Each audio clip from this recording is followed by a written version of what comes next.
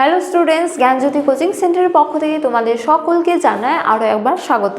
তো স্টুডেন্টস, আজকে আমরা যে বিষয় নিয়ে আলোচনা করব তা হলো মধ্যপ্রস্তর যুগের বৈশিষ্ট্যগুলি নিয়ে। ঠিক আছে, তো দেখো তোমরা যারা কোচবিহার পঞ্চানন বর্মা ইউনিভার্সিটির অন্তর্গত ফার্স্ট সেমিস্টারে পড়ছো, তোমাদের কিন্তু একটি গুরুত্বপূর্ণ টপিক নিয়ে আজকে আমরা আলোচনা করব, তা হলো মধ্যপ্রস্তর যুগের বৈশিষ্ট্য নিয়ে। ঠিক আছে, তো দেখো প্রথমেই বলা যায় যে মধ্যপ্রস্তর যুগ বলতে কি বোঝানো হয়, অর্থাৎ প্রাচীন প্রস্তর যুগের পরবর্তী এবং নব্য প্রস্তর যুগের পূর্ববর্তী যুগকে কি বলা হয়? মধ্যপ্রস্তর যুগ বলা হয়। এবারে আমরা এই যুগের বৈশিষ্ট্য, অর্থাৎ এই যুগের মানুষেরা কি ধরনের হাতিয়ার ব্যবহার করত, তারা কেমন জীবনযাপন করত, তা নিয়ে আমরা আজকে আলোচনা করব। তো চলো দেরি না করে আমরা আজকের আলোচনা শুরু করি। তো দেখো মধ্যপ্রস্তর যুগের প্রথমে আমরা বৈশিষ্ট্য হিসেবে আলোচনা করব এই যুগের সময়সীমা নিয়ে। ঠিক আছে, অর্থাৎ কোন সময়কাল থেকে কোন সময়কাল পর্যন্তকে আমরা মধ্যপ্রস্তর যুগ বলে বিবেচিত করি। তো দেখো সর্বপ্রথমে বলা হয়েছে যে মধ্যপ্রস্তর যুগের সংস্কৃতি বলতে বোঝায় এই সংস্কৃতি পুরনো প্রস্তর যুগের পরবর্তী এবং নব্য প্রস্তর যুগের পূর্ববর্তী। ঠিক আছে, যা আমি আগেই বললাম যে প্রাচীন প্রস্তর যুগের পরবর্তী এবং নব্য প্রস্তর যুগের পূর্ববর্তী সময়কে কি বলা হয়? হচ্ছে যে মধ্যপ্রস্তর যুগ বলা হয়। ঠিক আছে, তো দেখো বলা হয়েছে যে ভূস্তর বিন্যাসের পর্যায়ক্রমে এই ক্ষেত্রে সর্বাপেক্ষা গুরুত্বপূর্ণ বৈশিষ্ট্য। ঠিক আছে, তো এই যুগের সময়কাল আনুমানিক খ্রিস্টপূর্ব 4000 থেকে খ্রিস্টপূর্ব 2000 অব্দ পর্যন্ত বলে জানা যান। অর্থাৎ মধ্যপ্রস্তর যুগের সময়সীমা হলো খ্রিস্টপূর্ব 4000 অব্দ থেকে খ্রিস্টপূর্ব 2000 পর্যন্ত সময়কাল হলো মধ্যপ্রস্তর যুগের সময়সীমা। ঠিক আছে, তো এই গেল সময়সীমা নিয়ে আলোচনা। এরপরে আমরা আলোচনা করব প্রত্নকেন্দ্র, অর্থাৎ কোন কোন স্থান থেকে মধ্যপ্রস্তর যুগের যে নিদর্শনগুলি আবিষ্কৃত হয়েছে তা নিয়ে। তো দেখো প্রথমে বলা হয়েছে যে ছোটনাগপুর, তারপরে মধ্য ভারত এবং কৃষ্ণা নদীর দক্ষিণে এই যুগের নানান নিদর্শন পাওয়া গেছে। কোথায় কোথায়? ছোটনাগপুর, মধ্য ভারত এবং কৃষ্ণা নদীর দক্ষিণে এই যুগের একাধিক নিদর্শন পাওয়া গেছে। তবে বলা হয় যে এই যুগের সর্বাপেক্ষা গুরুত্বপূর্ণ কেন্দ্র হলো গুজরাটের লাঙ্গনাজ। ঠিক আছে, কেন এই সাইটটা গুরুত্বপূর্ণ বা কেন এই কেন্দ্রটি গুরুত্বপূর্ণ, তা হলো যে এখানে পাথরের তৈরি অস্ত্রফলক ও তীরের ফলা আবিষ্কৃত হয়েছে। ঠিক আছে, যে একাধিক নিদর্শন পাওয়া গেছে বিভিন্ন স্থান থেকে, তার মধ্যে অন্যতম গুরুত্বপূর্ণ একটি কেন্দ্র হলো গুজরাটের লাঙ্গনাজ। ঠিক আছে, দেখো এছাড়াও বলা হয়েছে যে এই যুগের অন্যতম কেন্দ্রগুলি হলো বা জনবসতি যে স্থাপন করেছিল এই যুগের মানুষেরা, বা এই যুগের আরও যে নিদর্শন পাওয়া গেছে তা সেই স্থানগুলি হলো রাজস্থানের ভিলওয়ারা জেলার বাগর ও বুধ পুষ্কর। ঠিক আছে, রাজস্থানেও এই যুগের নিদর্শন পাওয়া গেছে। তারপরে দেখো মধ্যপ্রদেশের ভীমবেটকা, হ্যাঁ, এবং আদমগড়ের গুহাবাস। ঠিক আছে, অর্থাৎ মধ্যপ্রদেশ থেকেও এই যুগের নিদর্শন আবিষ্কৃত হয়েছে। তারপরে দেখো বলা হয়েছে যে উত্তরপ্রদেশের সারাই নাহার রায়, তারপরে চোপানি, মান্ডো, অর্থাৎ উত্তরপ্রদেশ থেকেও এই যুগের নিদর্শন পাওয়া গেছে। তারপরে দেখো বলা হয়েছে যে পশ্চিমবঙ্গের বীরভানপুর এবং কর্ণাটকের সাঙ্গনাকাল্লু এবং তামিলনাড়ুর তিনেভেল্লি, বিহারের পাটনা, তারপরে ভাগলপুর, সিংভূম, মুঙ্গের, মহারাষ্ট্রের আহমদনগর, এছাড়া আহমদ জেলার নেভাসা, গোদাবরী উপত্যকার সুরেগাঁও, কালেগাঁও এবং পুনার শিকারপুর, তারপরে অন্ধ্রপ্রদেশের রামতীর্থম পাহাড় এবং গন্টুরের নাগার্জুনকোন্ডা প্রভৃতি স্থানে মধ্যপ্রস্তর যুগের নিদর্শন আবিষ্কৃত হয়েছে। অর্থাৎ বলা যায় যে ভারতবর্ষের প্রায় সকল স্থানেই কম বেশি করে মধ্যপ্রস্তর যুগের নিদর্শন পাওয়া যায়। ঠিক আছে, তো এই গেল মধ্যপ্রস্তর যুগের অন্যতম একটি বৈশিষ্ট্য, তা হলো এই যুগের বিভিন্ন প্রত্নকেন্দ্র নিয়ে। তো এবারে আমরা আলোচনা করব হাতিয়ারগুলি নিয়ে, অর্থাৎ এই যুগের মানুষেরা কি ধরনের হাতিয়ার ব্যবহার করত। তো দেখো প্রথমে বলা হয়েছে যে মধ্যপ্রস্তর যুগের প্রধান বৈশিষ্ট্য হলো 1 থেকে, এখানে 3 সেমি হবে, একটু দেখে নিও, 1 থেকে 3 সেমি লম্বা এবং ক্ষুদ্র পাথরের হাতিয়ার তৈরি করা ও তার ব্যবহার। ঠিক আছে, অর্থাৎ এই যুগের হাতিয়ারের একটি গুরুত্বপূর্ণ বৈশিষ্ট্য হলো কি, এই যুগের মানুষেরা খুবই ক্ষুদ্র আকৃতির হাতিয়ার ব্যবহার করত, অর্থাৎ আকারে 1 থেকে 3 সেমের হাতিয়ার তারা ব্যবহার করত। ঠিক আছে, তো বলা হয়েছে যে চাপ পদ্ধতিতে ক্ষুদ্র ফলা তৈরি হতো, যা থেকে ত্রিভুজাকৃতি, অর্ধচন্দ্রাকৃতি, তারপরে ট্রাপিজিয়াম আকৃতির আয়ুধ ও তুরপুনের ফলা প্রভৃতি প্রধান হাতিয়ার তৈরি করা হতো। অর্থাৎ একটি পাথরের ওপর চাপ দিয়ে যে ফলা তৈরি হতো বা ফলা বের হতো, সেই ফলা থেকেই তারা, বা বলা যায় যে প্রস্তর থেকে তারা হাতিয়ার তৈরি করত। ঠিক আছে, এবং এই যুগে তারা হাতিয়ারগুলি বিভিন্ন ধরনের আকৃতি বা শেপ দিত, যেমন ত্রিভুজাকৃতি, অর্ধচন্দ্রাকৃতি, তারপরে ট্রাপিজিয়াম ইত্যাদি। ঠিক আছে, তো দেখো এরপরে বলা হয়েছে যে তীর জাতীয় হাতিয়ারগুলির ফলা হিসেবে লাগানো হতো বাঁশের বা কাঠের অংশ সরু লাঠির মাধ্যমে। ঠিক আছে, তীর জাতীয় যে ধরনের হাতিয়ারগুলি থাকতো, সেই হাতিয়ারগুলিতে আবার হাতলও লাগানো হতো, যেমন বাঁশের হোক কাঠের হোক। ঠিক আছে, তারা হাতল লাগাতো।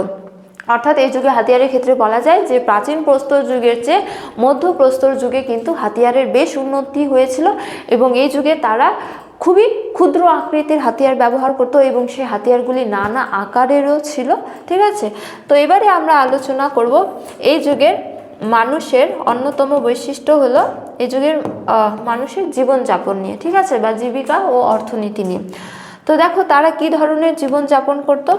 বলা হয়েছে যে মধ্যপ্রস্তর যুগের মানুষের চাষের কোনো প্রত্যক্ষ প্রমাণ পাওয়া যায়নি, কারণ পেশায় বাটনা প্রভৃতি কাজে ব্যবহৃত আয়ুধের উপস্থিতি তার প্রমাণ।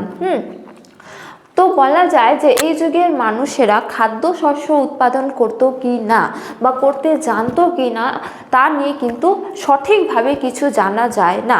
তবে এই যুগের মানুষের পেশায় বাটনা, তারপরে যে প্রভৃতি কাজে ব্যবহৃত আয়ুধের কিন্তু নিদর্শন পাওয়া যায়, যা মূলত ইঙ্গিত দেয় যে তারা শস্য উৎপাদন করতে জানতো। ঠিক আছে, তো এই নিয়ে সঠিকভাবে তবে কিছু বলা যায় না। তারপরে দেখো বলা হয়েছে যে উত্তরপ্রদেশের সারাইনাহার রায় প্রত্নকেন্দ্রে জাতা ও হামনদিস্তাও আবিষ্কৃত হয়েছে, যা মূলত তাদের খাদ্যশস্যের দিকে ইঙ্গিত দেয় যে তারা খাদ্য বা ফসল উৎপাদন করতে জানতো। ঠিক আছে, তারপরে দেখো বলা হয়েছে যে নর্মদা উপত্যকার আদমগড় প্রত্নকেন্দ্র থেকে 2500 মাইক্রোলিথ কুকুর, গরু, বাছুর, মোষ, ভেড়া, শূকর, ছাগল প্রভৃতি গৃহপালিত পশুর পরিচয় পাওয়া গেছে।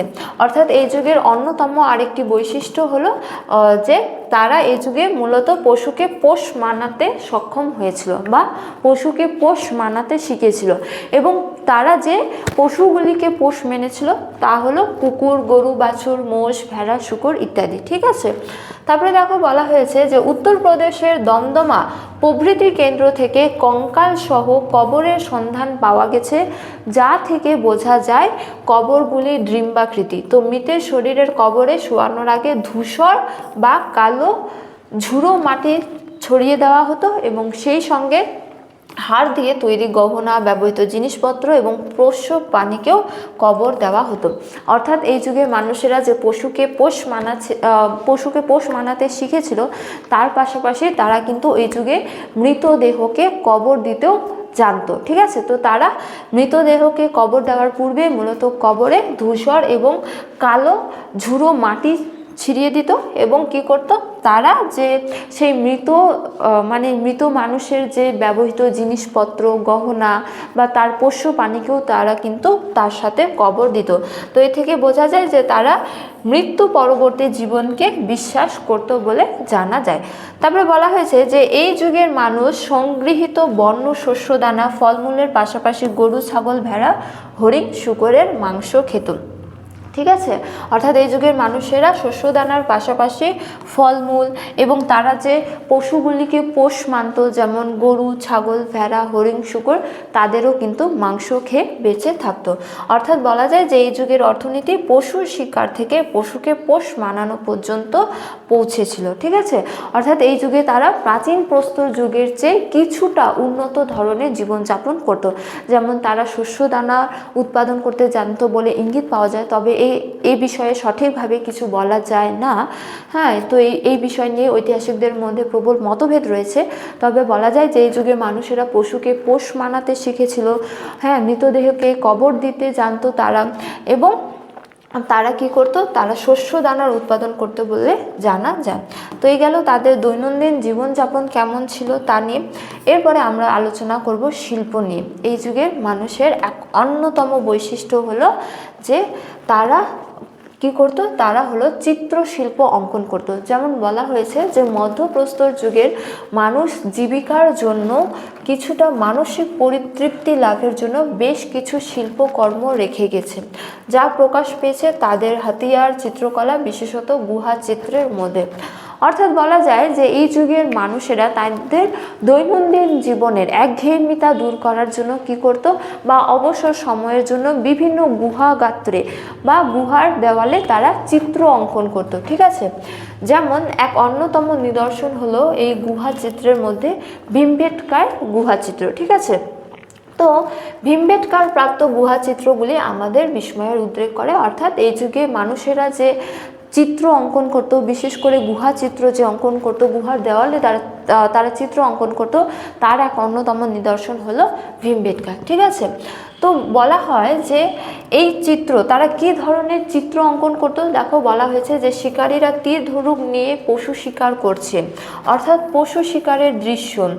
একটি ছবিতে দেখা যায় যে মাথায় বোঝা নিয়ে দাঁড়ানো এক নারীকে আর একটি রেখার টানে আঁকা একটি ময়ূরের চিত্র পাওয়া গেছে, যেটি শিল্প দক্ষতায় এক অভূতপূর্ণ নিদর্শন। অর্থাৎ তারা তাদের যে দৈনন্দিন জীবন ছিল সেই বিষয়ের ওপর তারা চিত্র অঙ্কন করতো। তারা মূলত কী ধরনের চিত্র অঙ্কন করতো, দেখো তারা বলা হয়েছে যে শিকারীরা তীর ধনুক নিয়ে পশু শিকার করছে, বা এক নারী দাঁড়িয়ে রয়েছে এবং তার মাথায় হলো একটি বোঝা রয়েছে এবং ময়ূরের চিত্র, অর্থাৎ তাদের যে দৈনন্দিন জীবনের বিষয় সেগুলি তারা চিত্রের মধ্যে তুলে ধরত।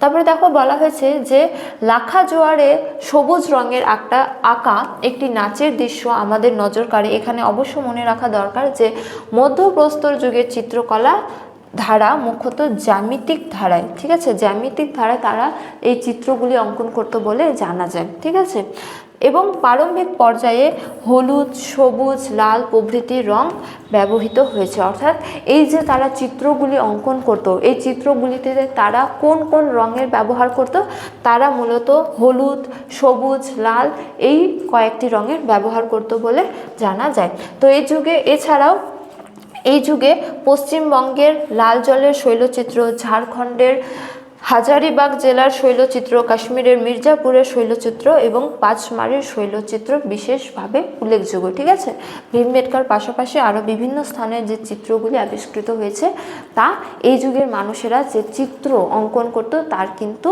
প্রমাণ দেয়। ঠিক আছে, তো এই গেল মধ্যপ্রস্তর যুগ নিয়ে আলোচনা। অর্থাৎ মধ্যপ্রস্তর যুগ সম্পর্কে বলা যায় যে এই যুগের মানুষেরা প্রাচীন প্রস্তর যুগে সে কিছুটা উন্নত ধরনের জীবনযাপন করত। যেমন তারা মৃতদেহকে কবর দিত, তারা শস্য উৎপাদন করতে কিছুটা হলেও জানতো, এবং তারা বিভিন্ন গুহাগাত্রে চিত্র অঙ্কনও করত, এবং এছাড়া এই যুগে তারা পশুকে পোষ মানাতেও শিখেছিল। তো স্টুডেন্টস, এই গেল আজকের মধ্যপ্রস্তর যুগের একাধিক বৈশিষ্ট্য বা মধ্যপ্রস্তর যুগের মানুষের জীবনযাপন নিয়ে আলোচনা। তো ক্লাসটি শেষ করার পূর্বে তোমাদের একটা ছোট্ট ইনফরমেশন দিয়ে রাখি। তোমরা স্ক্রিনে দুটো নম্বর দেখতে পাচ্ছ, তা হলো 6295916282, এছাড়া 7076398606। তো এই দুটো নাম্বার হলো আমাদের কোচিং সেন্টারের অফিসিয়াল হেল্পলাইন নাম্বার। তোমরা যারা আমাদের সাথে অনলাইন ক্লাস করতে চাও, আমাদের সাথে যুক্ত হতে চাও, তোমরা কিন্তু এই দুটো নম্বরের মধ্যে যে কোনো একটিতে যোগাযোগ করে আমাদের সাথে যুক্ত হতে পারো। তো আজকের ক্লাস এতটাই, তোমাদের সাথে দেখা হবে পরবর্তী ক্লাসে। ততক্ষণ তোমরা সকলেই ভালো থাকো, সুস্থ থাকো। Thank you.